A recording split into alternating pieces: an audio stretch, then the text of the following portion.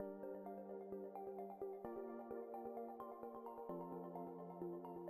MDM Asset Deployment feature simplifies asset management by enabling seamless transfers between organizations, automating dependency handling, and performing post-deployment checks to minimize errors and streamline migrations. Users can navigate a guided flow to select assets, configure connections, runtime environments, sequences, task parameters and projects and folders, and validate deployments, with options to track job history. This tool supports various scenarios, including SDLC deployments, selective testing, regression testing, and troubleshooting, significantly reducing the time and complexity associated with asset migrations through pre-deployment validations and post-deployment tests.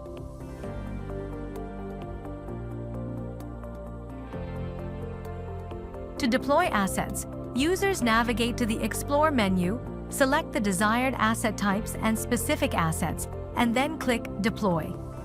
Clicking New Deployment creates a new deployment flow, while selecting Add to Existing Flow allows users to add currently selected assets into a flow they've saved before. The deployment supports business entity, hierarchy, job definition, relationship, and business event MDM asset types.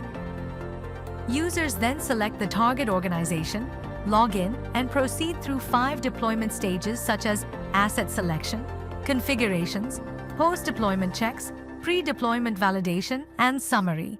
The asset selection stage presents pre-selected assets and enables users to expand the selection by including additional assets from business entity, hierarchy, job definition, relationship, and business event categories.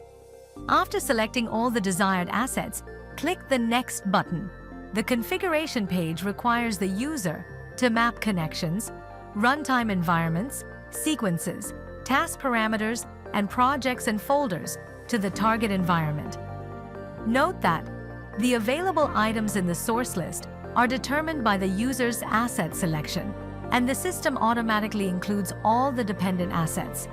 Click the Next button after completing the configuration. The post-deployment check stage provides 3 key options. First, publish task flows. This option appears only when job definition assets are selected. Check the box to publish these assets after deployment. Second, deploy without dependencies, which allows users to deploy only the selected assets, assuming all necessary dependencies are already present in the target organization. Third, perform post-deployment connection test, which enables users to test connections within the target organization after the deployment process is completed. Click the Next button after finishing the post-deployment checks. Before deployment, the assurance service conducts validation checks at the application and entity levels.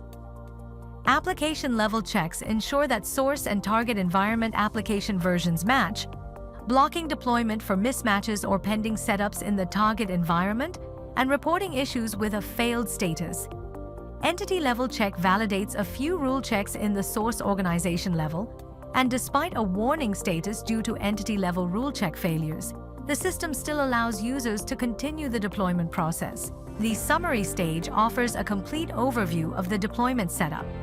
Clicking Save stores these configurations as a deployment flow, while clicking Deploy starts the deployment job using the current configurations. After clicking the Deploy button, System redirects to the Job History sidebar menu. It provides an Asset Deployment tab where users can review the outcome of their deployments. The Asset Deployment Job History displays the number of success, partial success, failed, and running deployment jobs, along with a timeline chart for the past 20 days. Users can access the complete details of a specific deployment job by clicking its name. To learn more, refer to the User Guide and Network Community Portal.